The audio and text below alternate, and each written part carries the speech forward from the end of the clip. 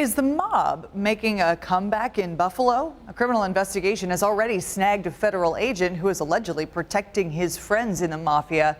Many thought the mob was extinct, but I-Team Chief Investigator Charlie Specht introduces us to one person who has good reason to believe otherwise.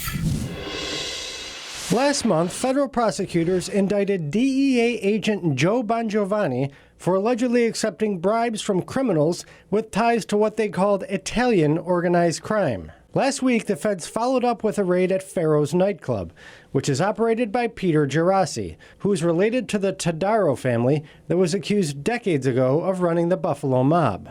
Documents obtained by the I-Team show this is part of a wider federal investigation into organized crime in Buffalo.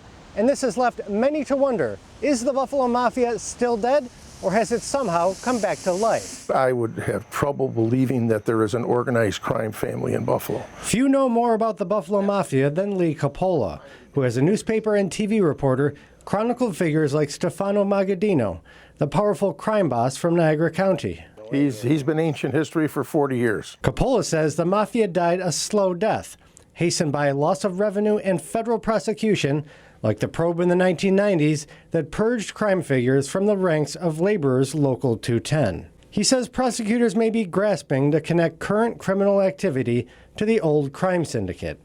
What happens a lot of times is that there are criminal elements, people who commit crimes or people who are investigated for crimes.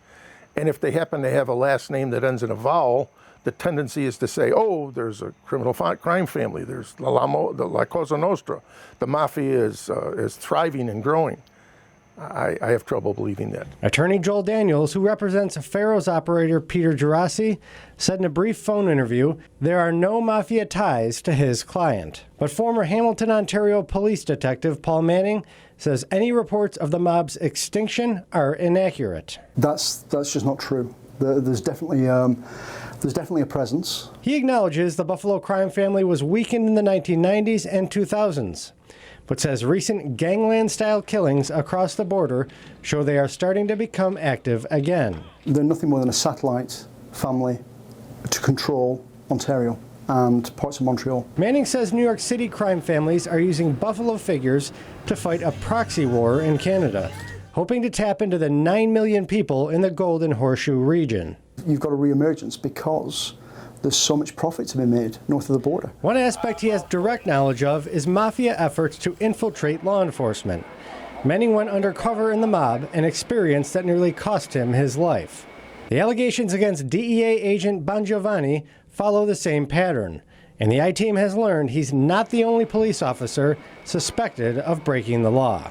It also confirms that we do have a problem with law enforcement working for the other side. Now, the U.S. Attorney's Office has declined to comment, and Bongiovanni's attorney has denied that the Mafia has anything to do with the allegations that he is fighting in court. For the I-Team, Charlie Specht, 7 Eyewitness News.